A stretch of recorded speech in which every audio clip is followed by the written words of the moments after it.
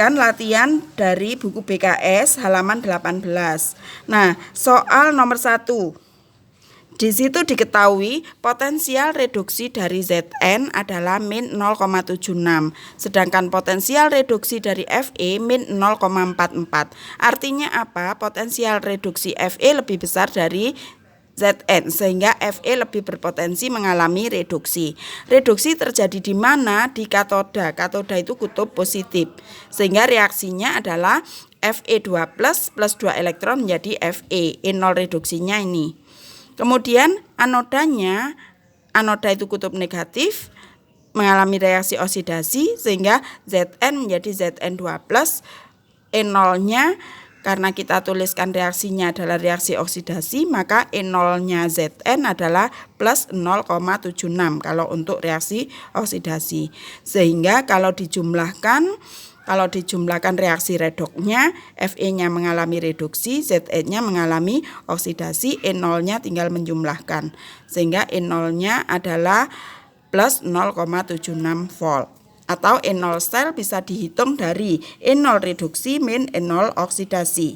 Yang direduksi adalah logam Fe, sehingga E0-nya min 0,44.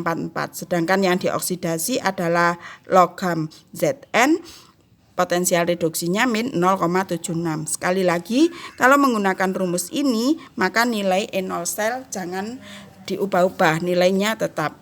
Sehingga hasilnya plus 0,36 volt.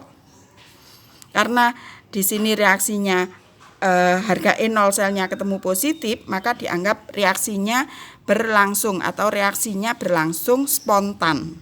Istilahnya, kalau E0-nya ketemu negatif, maka reaksi tidak spontan, atau dengan kata lain tidak terjadi reaksi.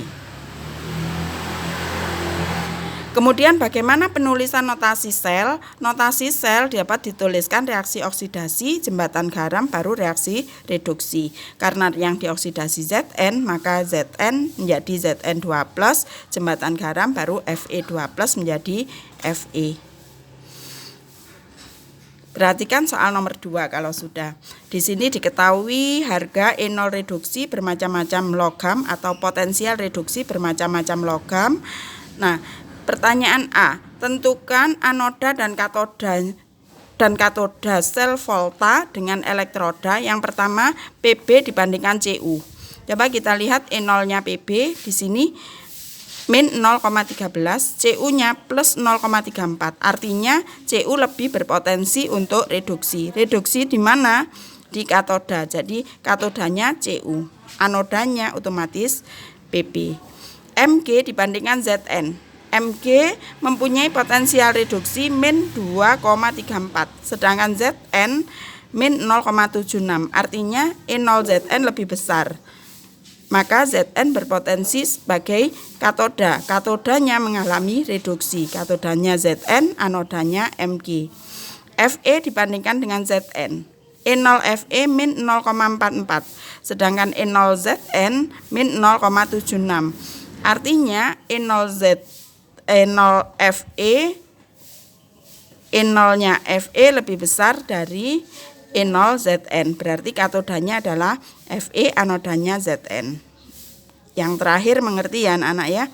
Kemudian yang B, tentukan persamaan reaksi, hitung E0 selnya.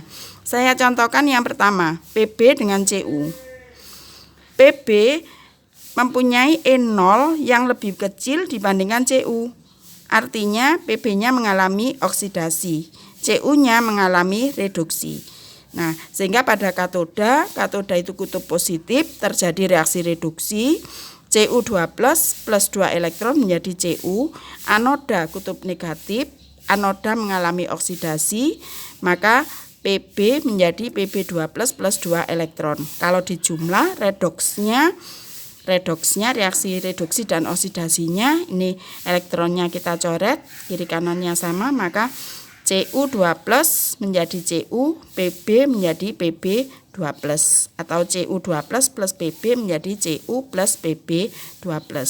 Atau E0 selnya bisa hitung E0 selnya. E0 sel sama dengan E0 reduksi min E0 oksidasi. Yang direduksi adalah yang E0-nya besar, berarti Cu. E0 Cu plus 0,34 min E0-nya logam yang dioksidasi, yaitu Pb. Pb E0-nya min 0,13. Sekali lagi, kalau menggunakan rumus ini, harga E0-nya tetap sesuai dengan harga potensial reduksi standar, sehingga ketemunya E0 sel sama dengan plus 0,47. Soal yang lain silakan dilanjutkan sendiri. Terima kasih.